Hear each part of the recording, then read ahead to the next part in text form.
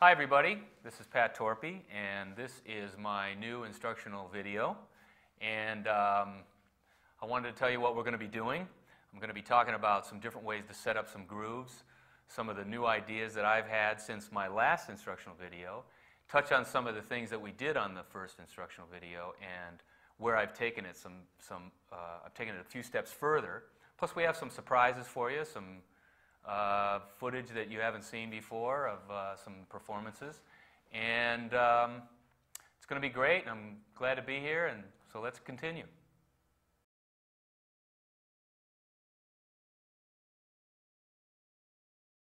Part one. I call this walking groove, and what it is, it's a simple way to maybe get yourself to try a new approach as opposed to just a conventional beat where you just play, say, beat on the hi-hat and the snare and the kick drum.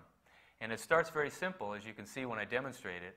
It's like you're walking. It's like right, left with your feet, and then your hands do something very simple, and then you move around the drum set, and it's just a new approach to a drum groove that you can use in many different formats, and I've used in some Mr. Big songs. Check it out.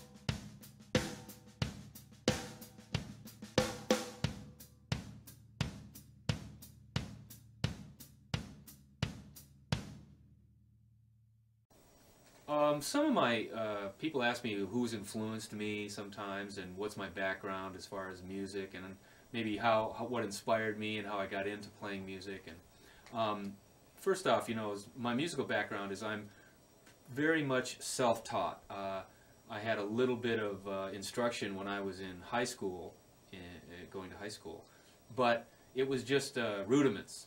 It wasn't playing on a set of drums. It was just the very basic things. So I wanted to play in a band, and if you want to be in a band, you have to play on a set of drums. So I begged my mother to buy me a set of drums, and finally she said, okay, I'll buy me a set of drums. So she gets me a set of drums, and I just sat down, and I realized I have to work my feet too. And so I just started working on it, slowly working on things, listening to many different kinds of music and trying to imitate.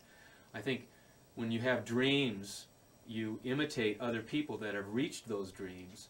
It's a good way to fulfill your dreams, and that's what I did. I just sort of imitated, and I used to set up a mirror next to me and watch myself play because I wanted to look really cool and look like I was a real drummer. And so it's a combination of all those things. And the guys that influence me the most are the guys that I think influence all drummers, and that's the guys like John Bonham and Mitch Mitchell and Tony Williams and Billy Cobham, and those guys were pioneers. They were coming up with ideas that had never been come up with before. It was brand new stuff, and that's why they got all their acclaim and notoriety and fame. And then even now there's people that are fantastic that I'm always looking for new influences and new ideas. I love Dennis Chambers. There's some really great young drummers out there. I recently saw some drumming competition for international or national Guitar Center drum thing, and I saw these young guys that are in their teens and they're fantastic drummers, and I really believe that all of us are standing on the shoulders of guys like John Bonham and Buddy Rich and Elvin Jones, and I mean, there's so many different influences, and what I do is I just try to take a little piece from everything that I see and put it all together to come up with my style. And that's what any drummers out there should do, is don't be afraid to imitate somebody just to get some ideas, and then take it a step further. And I think that's the way you develop your own style and get to playing with a band. Always try to play with other people, because that makes you interact, and that's what music's about.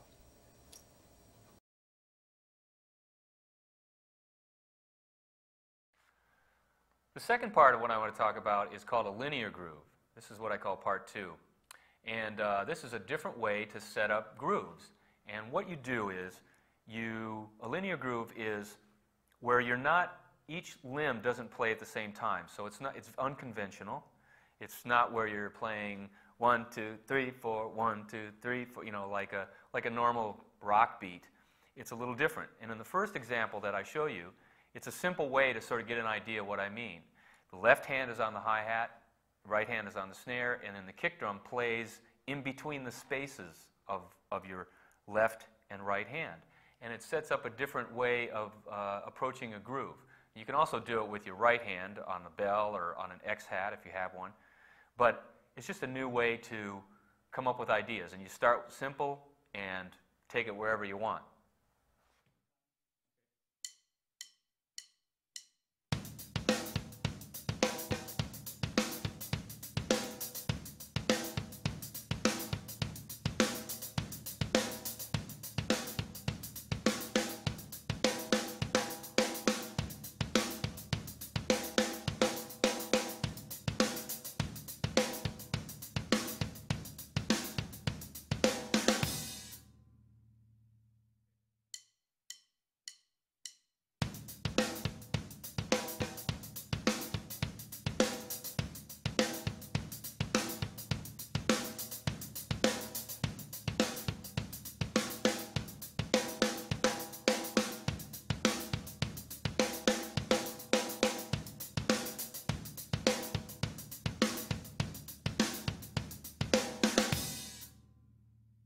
Now the second example that I want to talk about is actually a song from my first solo album. It's called Spit It Out.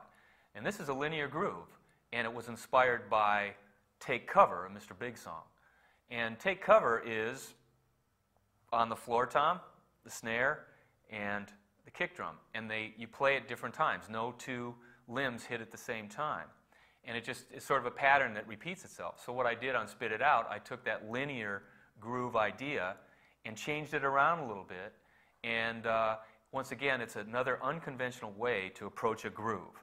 And I think that you trying maybe some other different ideas, you can come up with some other new ideas just by using that as inspiration. And that's what I did, and there still may be more.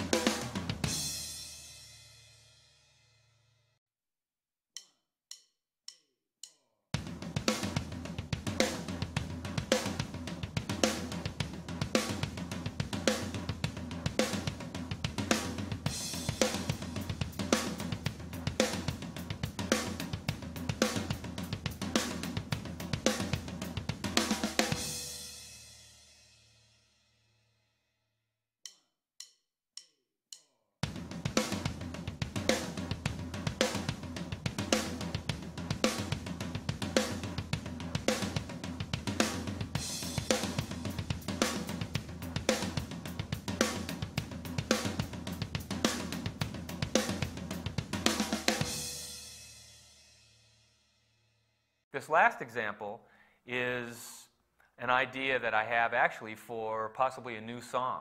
I don't know yet what it's going to end up being, but I wanted to show you how I come up with new ideas for grooves and songs. And sometimes when I come up with writing a song, I start with a groove. And the tricky thing about this groove is I sort of start linear, but then I play the bell with my right hand, and sometimes you are playing two surfaces at the same time. But remember the interesting thing about this groove, it starts on 4, and the floor tom is the 1, is the downbeat. So when you hear it, you're not really sure what the downbeat is. But once again, this is another way to show you how far you can take this idea of a linear groove.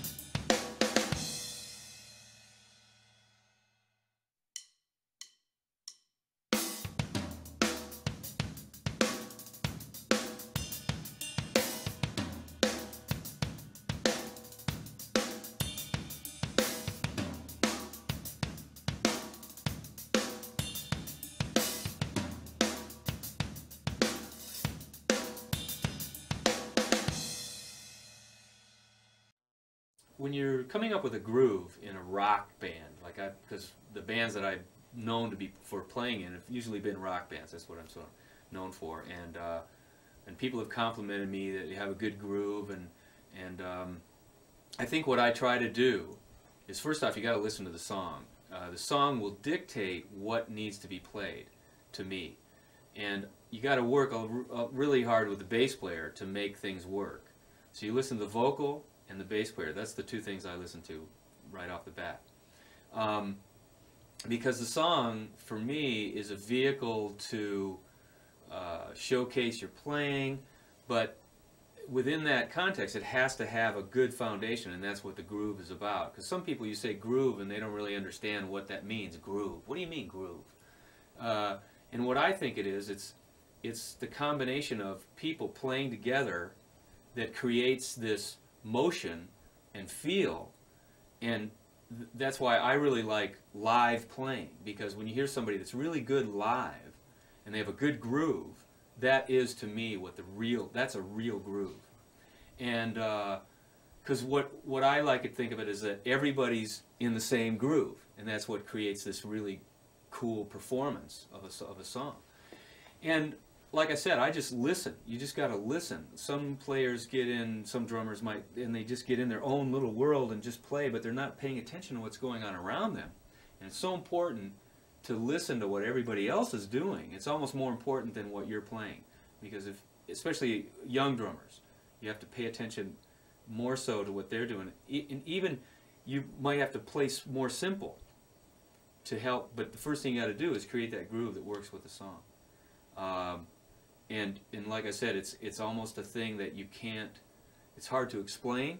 You have to, like I used to when I first started playing, it didn't work. It didn't sound good to me, but I always listened and record myself, listen back, you make little corrections, change a little thing here, listen again, and over time, you just got to keep working at it. It's like paying dues. You just got to do it. Eventually, things start to fall together, and I remember the first time in my life when I thought, hey, this feels like I'm setting up a groove here.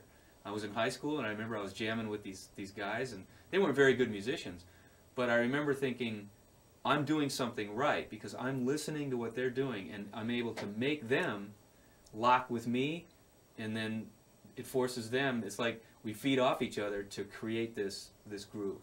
First it's wobbly, then it sets in, and when it sets in, it's really good.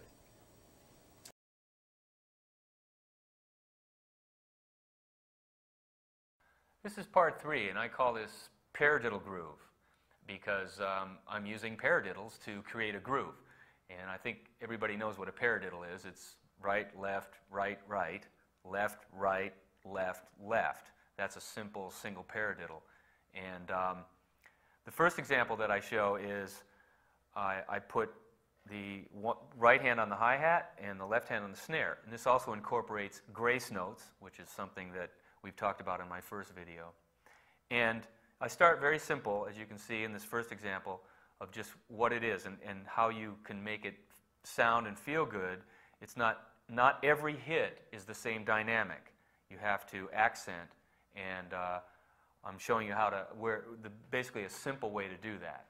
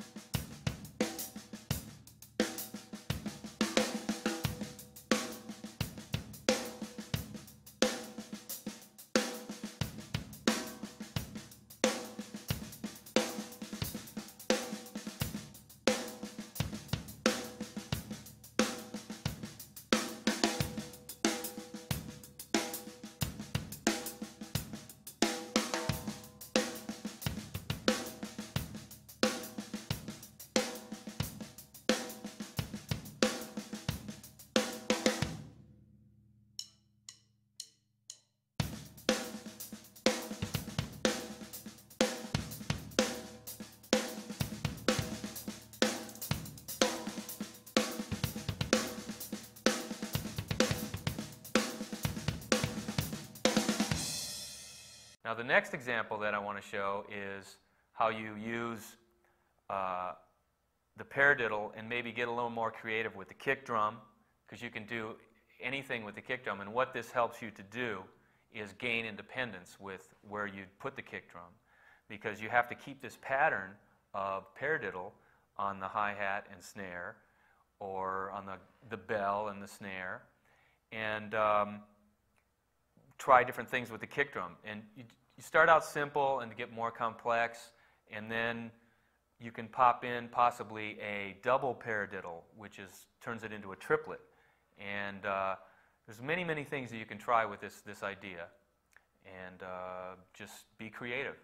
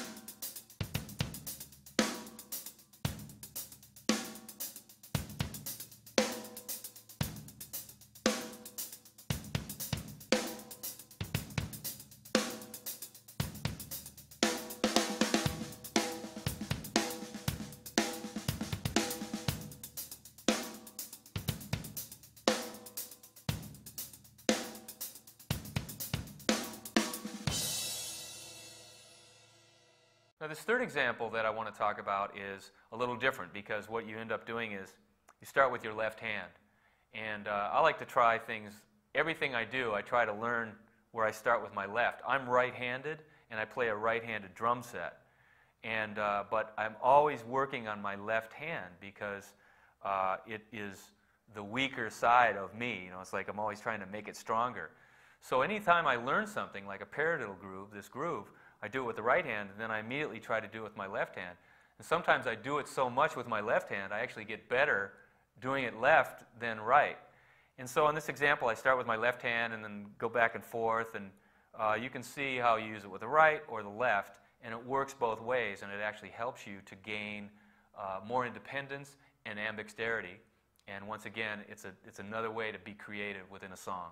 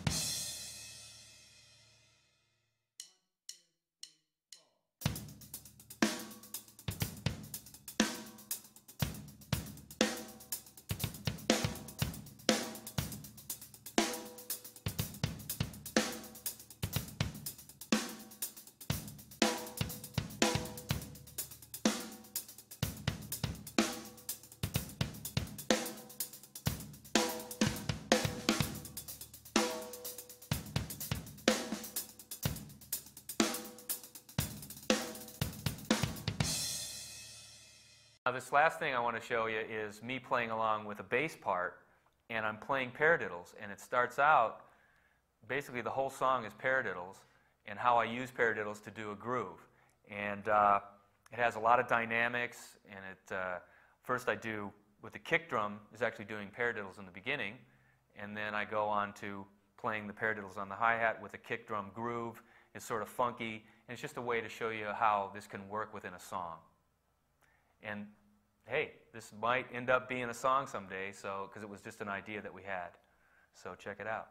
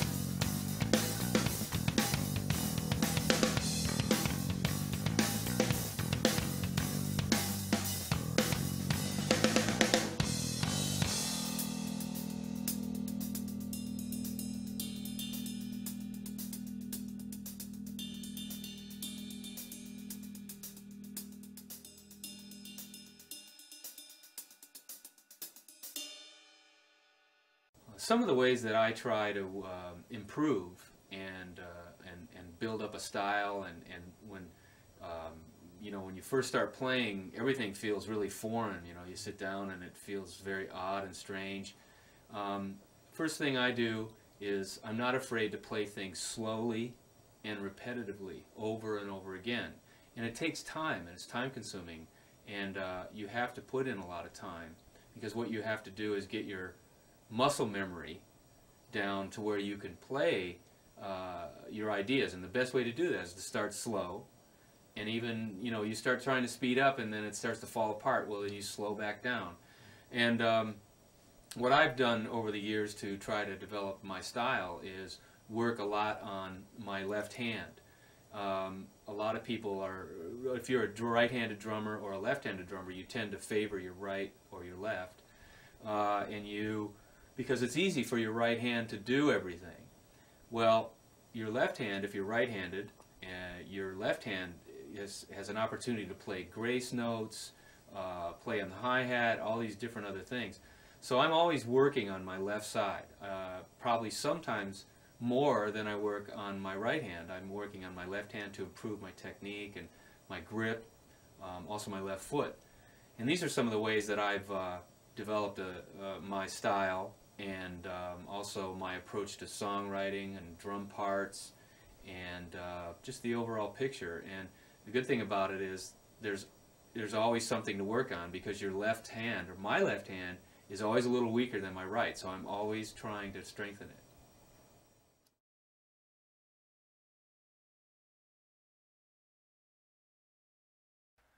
Hi, I wanted to talk to you about some important changes that I've made in how I grip the drumstick. And what I've done is, this is maybe in the last 2 or 3 years, I started doing this maybe about 2 or 3 years ago, is I used to hold the drumstick with basically my little finger not touching the drumstick. So it was sort of like this, if you can see that. That was sort of my motion. And I used these 3 fingers quite a bit to get sort of the, you know, the grace notes and any sort of double strokes and little things, but mostly that's what I was holding the stick like that. Well, what I've done now is I'm holding the stick with all 4 fingers on the stick like this, like the whole hand, and then still having what I called on my last video the German grip, which is where the top of my hand is parallel with the floor. So I go like this. And what that does, I've gained control. And it takes less effort to get around the drum set. You have more control over your stick. And when you do what I call the molar technique, which is where you hit the snare when you go down and then it hits when you come up, this motion.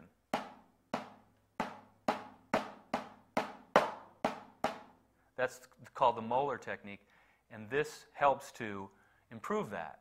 Like if you're playing a groove on the hi-hat, like that. And it also, one of the things that I do now a lot of times in a live performance show is I'll hit underneath the cymbal, underneath, and then come down on top. So it's up, down, up, down. And it's not necessarily something that is, it's not going to make the cymbal sound any different. It's just part of the show. And so this helps me to do it. I control the stick better. And by doing this underneath and then coming down underneath, it really makes your wrist loosen up. And it's something to sort of practice. You know, you can practice along with the kick drum. You can do a paradiddle pattern, some different patterns, but try hitting the cymbal underneath and then coming down on it. And I think you'll find that you'll be able to play longer. Your stamina is what I'm talking about, and you'll also to have better technique, and the drums will speak better, because I think this is part of what makes me have the sound that I have. I also wanted to talk about something a lot of people see me do all the time, and they think that I'm trying to impress them. So all I'm trying to do is just make a big impression, and it's not necessarily the case. And that's when I'm doing this or doing this, backwards, forwards. And what I found is sometimes you drop the stick, but that's okay. Because what I'm doing is trying to strengthen my fingers, and the reason why I drop the stick is because I haven't warmed them up yet. So what this does is this helps me to warm up my fingers. So all you have to do is just take the stick in between your fingers and just go back and forth. And for me, that helps to stretch and warm up. And you start slow, just start slow, and then you can get better and faster. Then sometimes you start twirling, you know, and it's just something to do if you're watching TV or you got a little time on your hands. That's what I do. A lot of times people have asked me about my drum sound and how I get the tone that I come up with. And part of it I can answer, and part of it I can't. Because part of it is just a thing that I'm not really sure how. It's got to do with playing for a long time and experimenting. And because I used to go in many years ago, the first time I went in a recording studio and tried to get a drum sound, it was horrible, and I didn't know why. And I tried everything, and I tuned, and I didn't quite really know why. But you just keep trying. You just keep trying to tune. So if there's anybody out there that's maybe frustrated and they're not getting a good, rich, full tone, maybe in their toms or their kick drum or whatever, you just experiment. Try other things. Now, what I do is, I think it has a lot to do with, is I always keep my drums pretty open. They're not muffled. I very seldom put anything on the drum head. I just tune it until I can get the overtones out or any bad, you know, sometimes one drum will set off another drum ringing, but you got to work at it. And so I don't really have any exact thing I could say, do this and do this and do this. I can tell you what kind of drum heads I use. I use Remo drum heads, and I usually use clear heads on the tom-toms because that seems to give a little more tone and richness to it. That's just what works for me. Some guys use the other kinds and makes it work for them.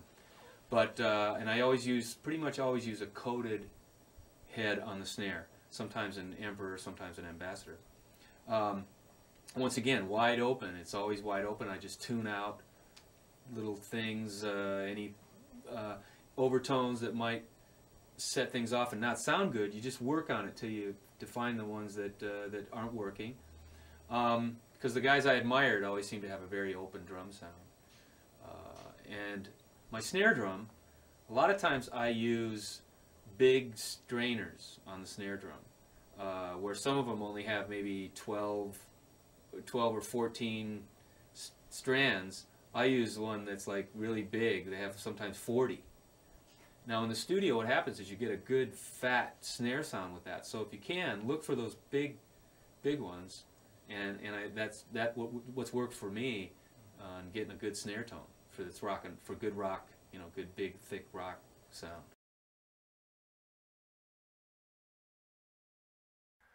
Next thing I want to talk about is paradiddles. In my first video, I talked about how paradiddles and how you use them to get around the drum set. And I've taken it a little bit further, and I wanted to show you what I've been doing with it. Everybody remembers what a paradiddle is, I hope. A paradiddle is a combination of single strokes and double strokes. Paradiddle. So when you hear diddle, that means double stroke. When you hear para, that's a single stroke. And what's really great about these is that it constantly makes you alternate. So it makes you get around the toms different ways. And I want to show you this example of a triple paradiddle, which is just the way it sounds, triple paradiddles. Para, para, paradiddle. Okay, now on the first example, I'm going around the toms, and then when you start it back, you go backwards this way. And you start slow and back and forth. And you can see in this example, you're probably used to going this direction, but going this direction is a little bit harder. But what the paradiddle does, it makes it easier because it changes your sticking, so you're leading with your left hand, as you can see in this example.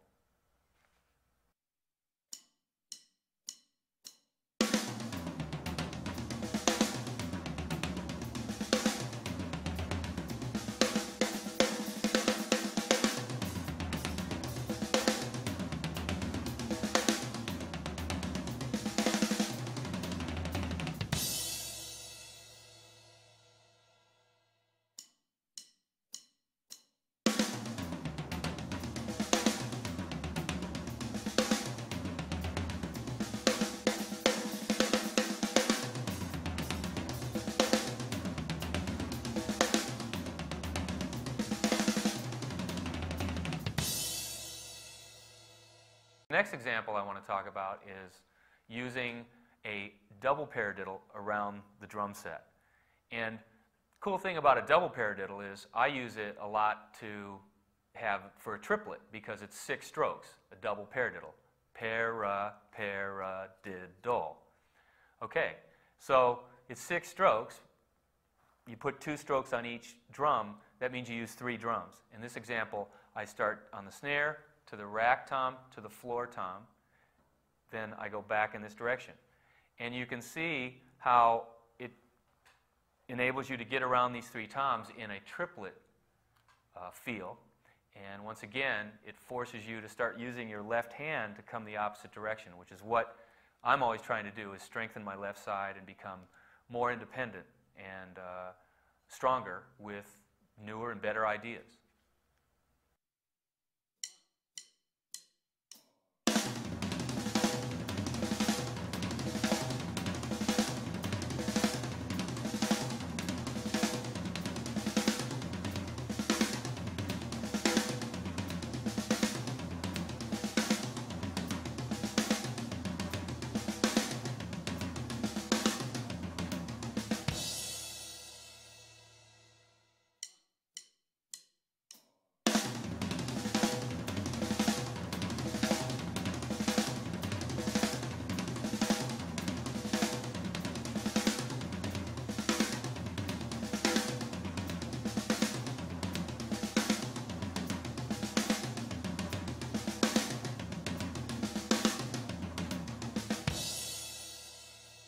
The next example is a combination of a single paradiddle and a double paradiddle. Now, the kind of cool thing about this is I don't necessarily know if it would work within a song as a lick, but it's a great exercise to make you go around the drum set. So what I'm doing is, it's 16th notes. So I go para, para, diddle, then para, para, diddle, then para, diddle. Okay?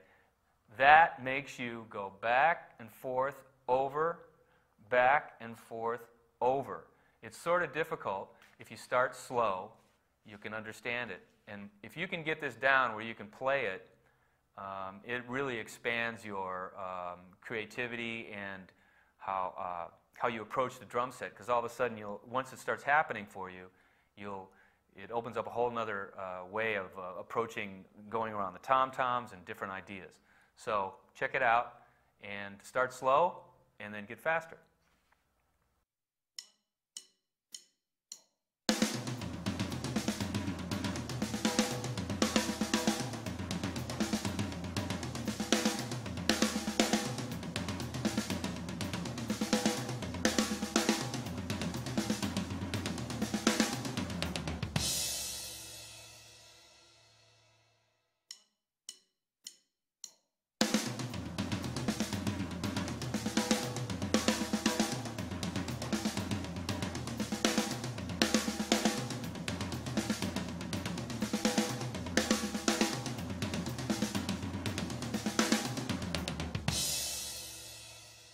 The last example is something that it's not a rudiment. A paradiddle is a rudiment, but it's a combination of single stroke and 2 double strokes in a triplet format. I'll start slow, and what this is, it's paradiddle, diddle. So, and that's a triplet, like paradiddle, diddle. 1, 2, 3, 4, 5, 6. Okay. You use it to go around the toms. When you get to the floor tom, you have to alternate. And so you change your sticking, and your sticking becomes paradiddle, diddle. Okay? So it's not paradiddle, diddle, it's paradiddle. So you actually do a double paradiddle on the floor tom, which will alternate your left hand and push you back around here. Now, if you can see, I started out slow, and it's a triplet, and then I get faster and faster. If you start slow, just work at your own speed, keep forcing yourself to do something that you don't feel comfortable with, that's how you improve. And so try it. It's worked great for me.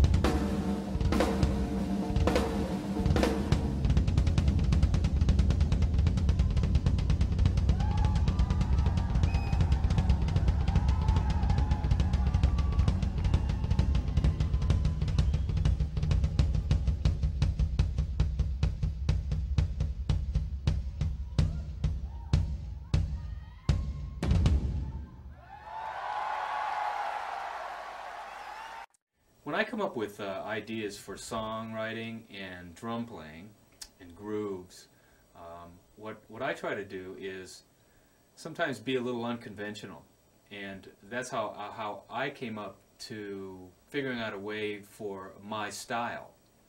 So I take something that's maybe a normal way to play and then put a little twist on it. And the way I write songs, whether I'm writing for Mr. Big or just writing songs for my projects or just writing songs, a lot of times, I will start with a groove idea. And what happens with that is then the groove idea and the drums become a very important part of the song. It's not just a background. It's very important. So in order to play that song, you have to play that drum part for that song in order to interpret it. An example would be, the most obvious example might be like Take Cover, which without that drum part, it's not Take Cover. It's a very important part of the song. So to me, the drums are just as important as the guitar and bass and vocal, and I always try to make them important by making their part not just be a normal, conventional part.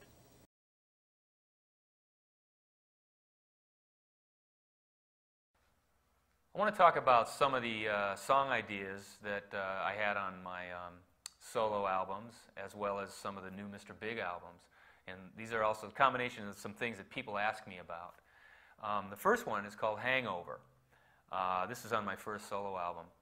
And as you can see in the example I show you, it's a very unconventional approach to a groove. And I start very slow, and basically I show you the easy way to start to get this feel of it, because it's a little bit different sort of a feel. It takes a lot of accents, a lot of grace notes, and a lot of independence. But if you start with this simple way, then in the example I show you what else to add in, and then you do it up to speed. If you start slow, you can get faster, but it's another way to approach a groove, and maybe we'll open up some ideas for you too.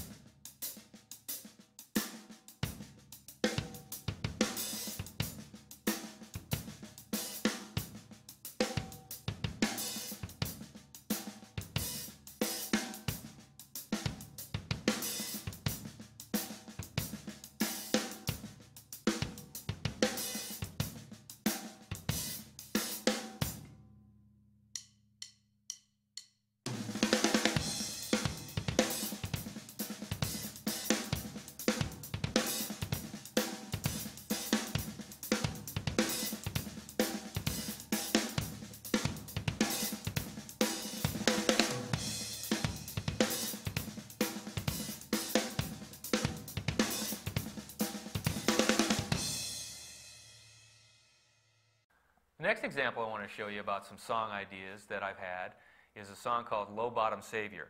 This is on my second solo album, Y2K. And I've been asked how did I do this groove, because there's a lot of things going on. The hi-hat sounds like there's a sound of like a going on. At the same time, there's a backbeat, and also sounds like there's double kick things going on. And you put it all together, it sounds like, well, did you overdub, or how did you do that? So I wanted to show you how I did that, and I start slow, basically with what the feet do, and then I add the hands in, and you can see how it all works. And once again, it sort of has some elements of linear groove, because some different surfaces are being hit at different times, but it all works together in a shuffle, and that's how I did that song, Low Bottom Savior.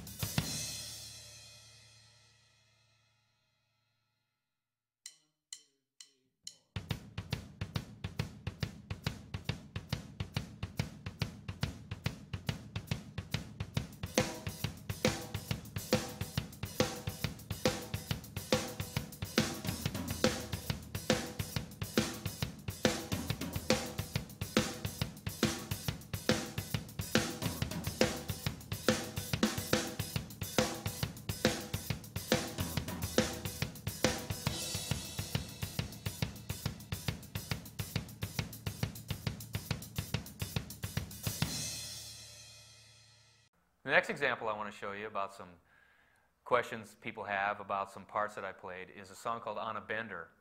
And this is off one of my solo albums also. It's the opening lick. And I'll show you how I did this. First I'll do it slow. And it's a combination of 6 strokes, 1, 2, 3, 4, kick, kick. Combination of that. And then I go 1, 2, 3, 4, 5, 6, kick, kick. And I combine those together to do this intro. So the best way to talk about this is not to talk about it. It's to show you, because it's the best way to show you. So I'll do it slow, and then I'll do it up to speed.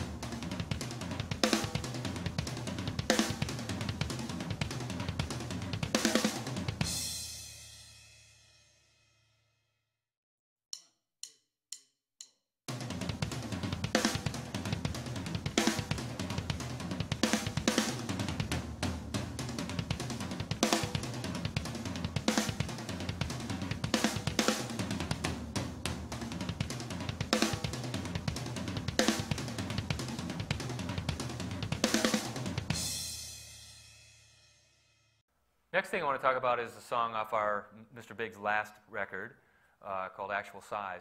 And this is a groove called Suffocation. And I've been asked about some of the things I've done, I did in this song. I used some of my heel-toe technique on the kick drum pedal, because there's a very quick 3 hits on the bass drum.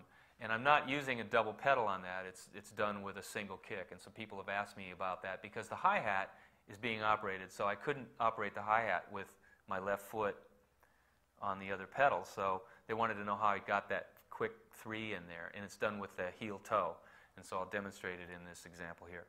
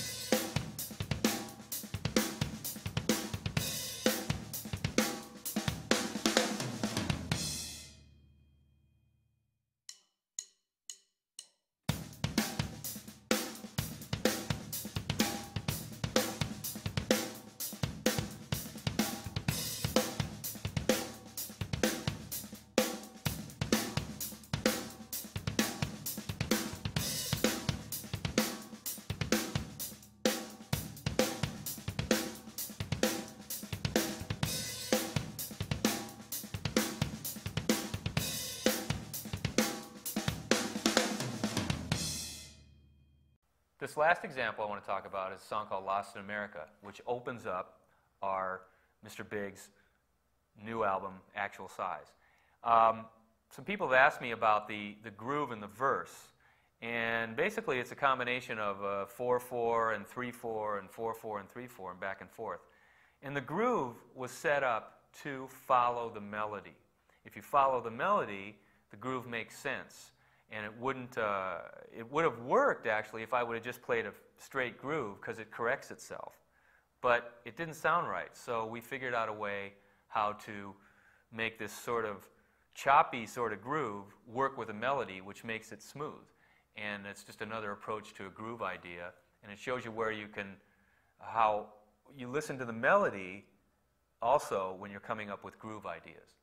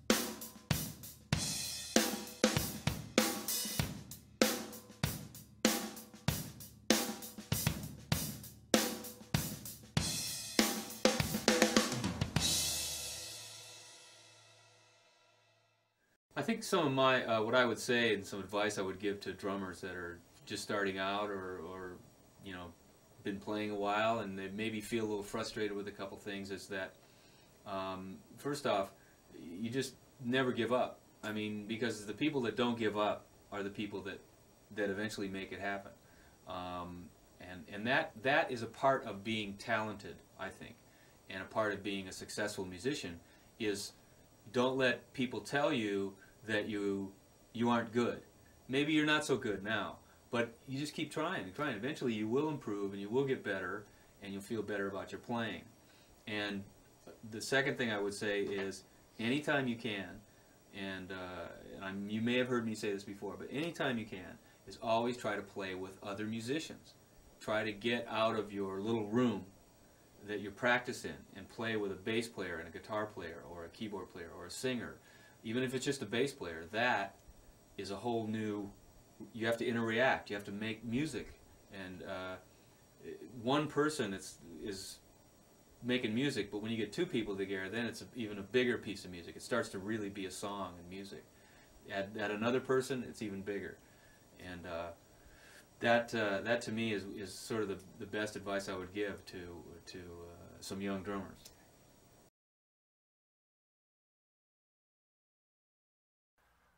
I wanted to talk about some of the new ideas that I've had with kick drum ideas and pedals, because it's not just kick drum, you got hi-hat, and then I also have added something new, and that's where I have a cowbell with a pedal on it. And some people have asked me about that because in some of the performances, sometimes they hear a cowbell, but they can't see where it's coming from. Well, in this example, I'll show you what I'm doing. I'm actually operating the cowbell with the heel of my left foot, while the ball of my left foot is still on the hi-hat. So you can create a groove with it that continues on. You can play around the drum set, different things. And it's a little more advanced heel-toe technique that I've taken a little bit further, because on the first video I showed heel-toe on the hi-hat. But as you can see in this example, here's something else that you can do with it.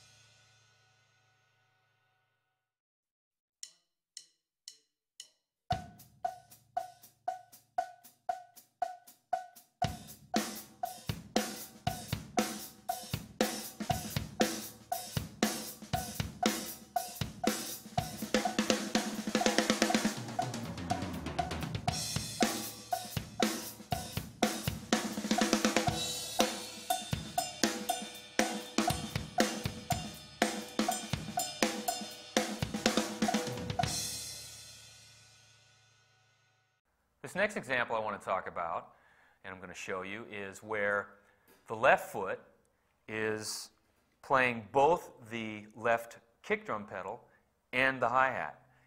I sort of cross my foot over across both pedals. And you can see how this works within a groove. So I play a double kick drum pattern, and then I play over here on the hi-hat or on the bell and set up a groove with some different ideas. Now, what I'm showing you here is just an idea of an example that I might do or use maybe in a solo or something. And you can take it as far as you want it, but it's something that I've been doing for a couple years now and people ask me about, so I wanted to show you.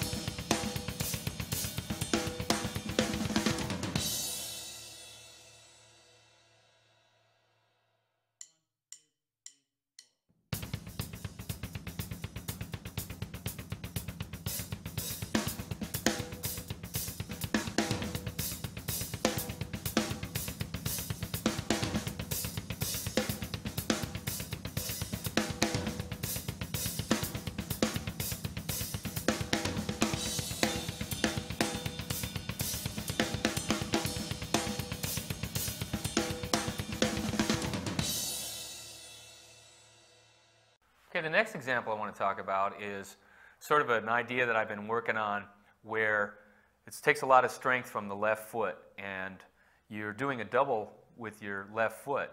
It's a triplet. It's sort of like a John Bonham sort of an idea. And as you can see, what I do in this example is I pop the right foot in and out with singles. And then what you can do, if you strengthen up your left foot to be able to do this pattern, is then, as you can see in this example, I start doing double strokes with both feet. And it shows you how you can use this in a groove.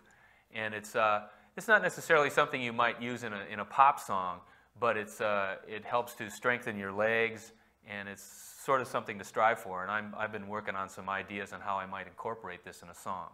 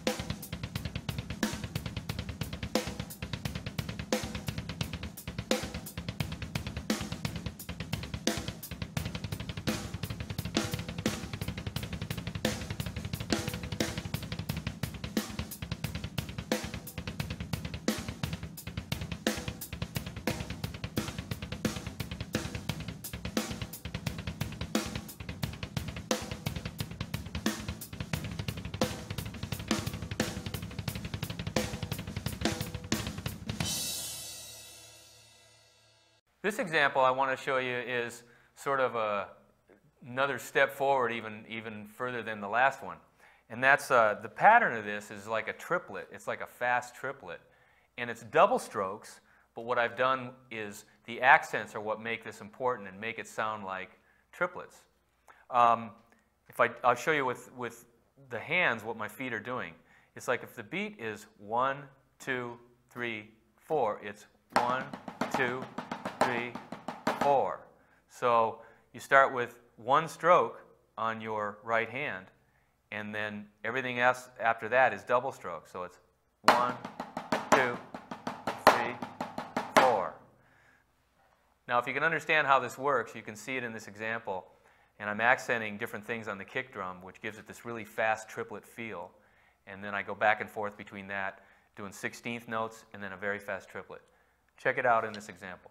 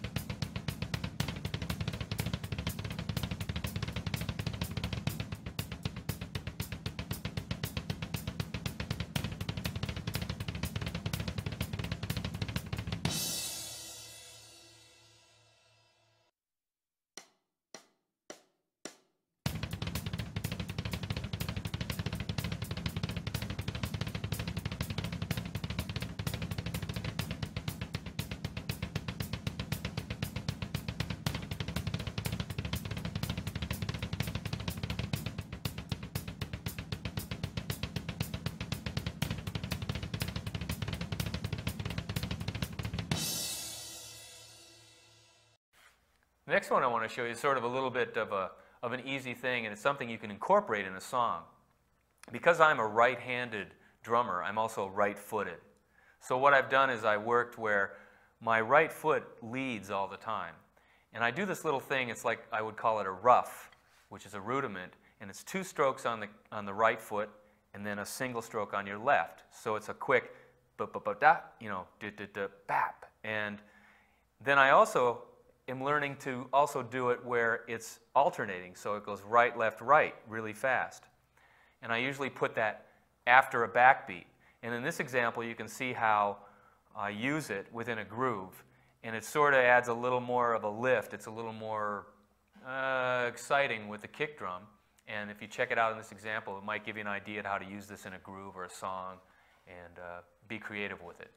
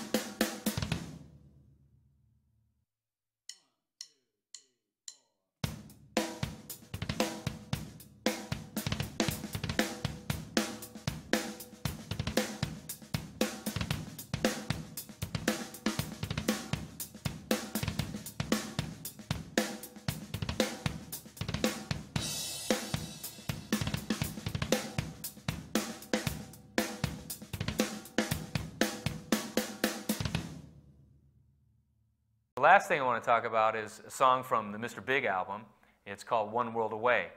And on my first video, I touched on that heel-toe technique with my right foot on the kick drum. Well, I used it in this song, in this part. It's not a double kick pedal. It's me using my heel-toe technique to make it sound like it might be a double kick pedal.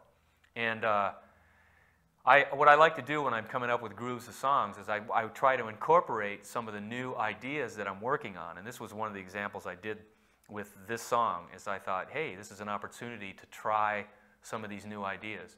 And so when you're creative with your new ideas, you want to try to work them into songs, because what that does is it makes you perform them within a song, which is the best way to get strong and confident with your new ideas.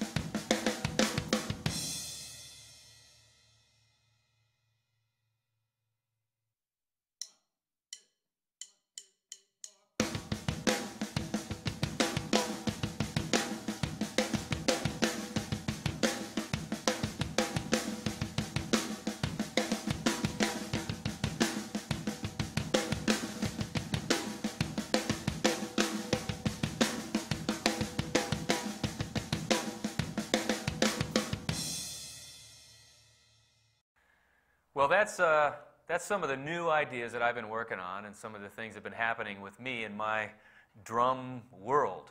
And first thing I want to say to anybody watching this is, all this stuff is not a right way or a wrong way. This is just the way I do it. And if anything, I'm just trying to maybe give somebody else a little inspiration. Because I've been inspired by so many other drummers around the world, and I would love to be able to inspire some of you drummers out there. So, like I said, everything that I do here, it's just sort of me having ideas and having fun. And start slow, get faster, and just have fun with it. And hopefully we'll see you next time out on the road, or in a live show, or in another video.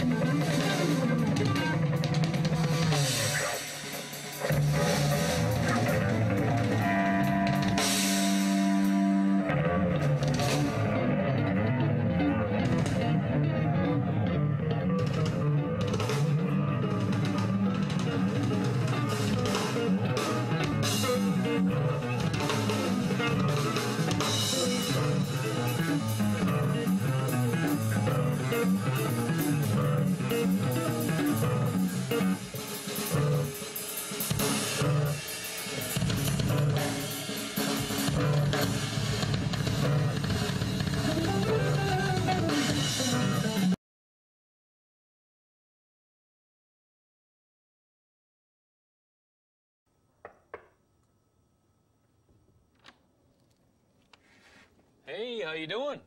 Come on in. Welcome to my personal drum studio.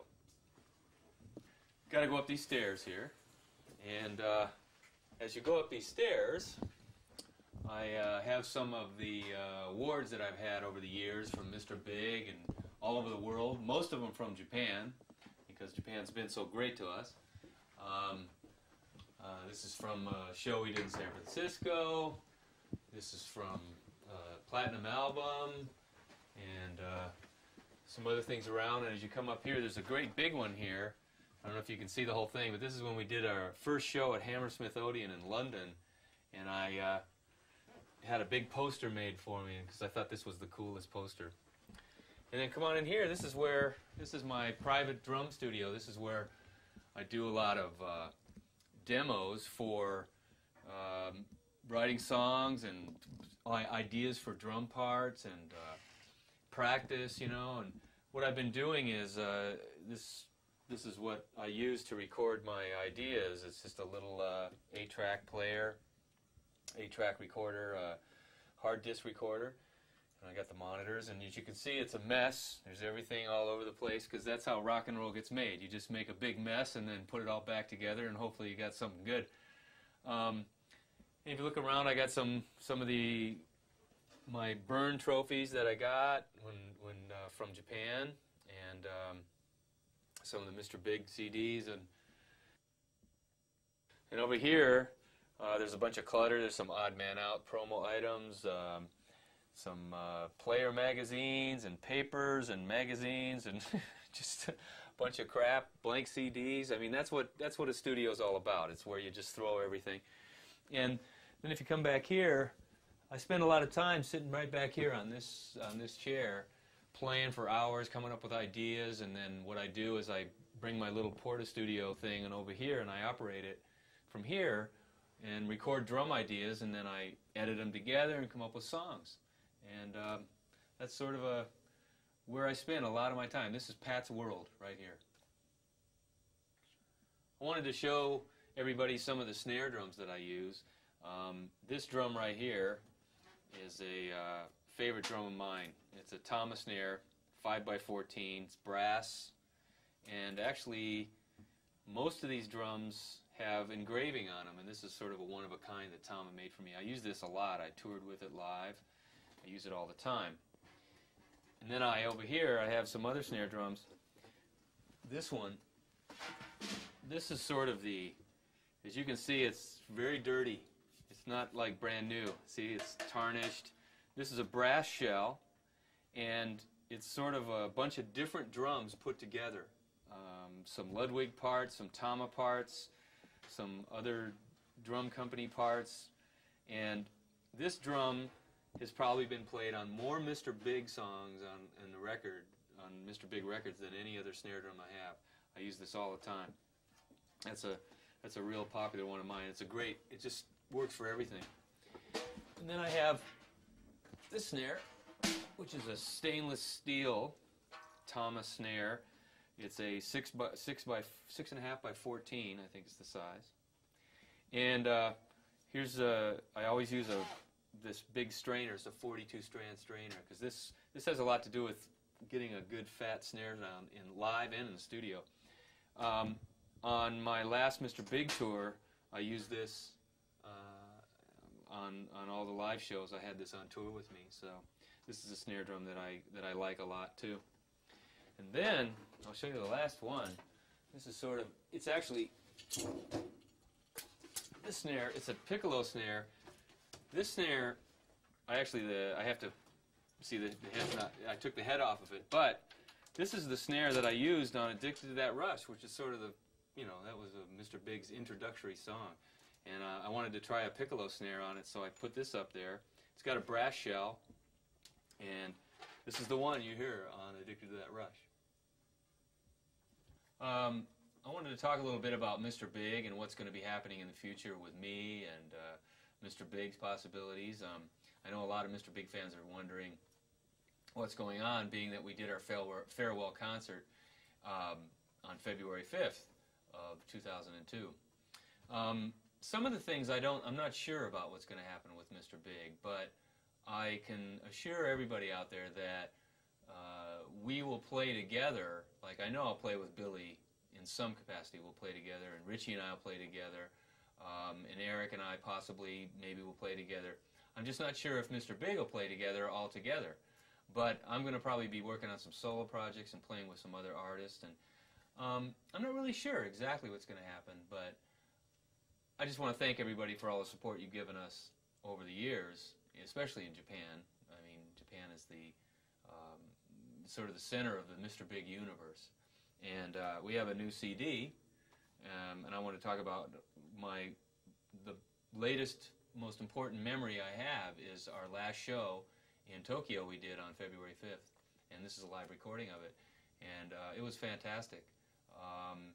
The crowd was one of the best audiences we ever played for. And that's not really a big surprise to me. Our Japanese fans are the greatest. And we had a great show, and we couldn't have had a great show without the audience's participation. So, once again, I just want to thank everybody for your support over the years, and don't worry, I'll be back, and we'll be back, and we'll see you soon.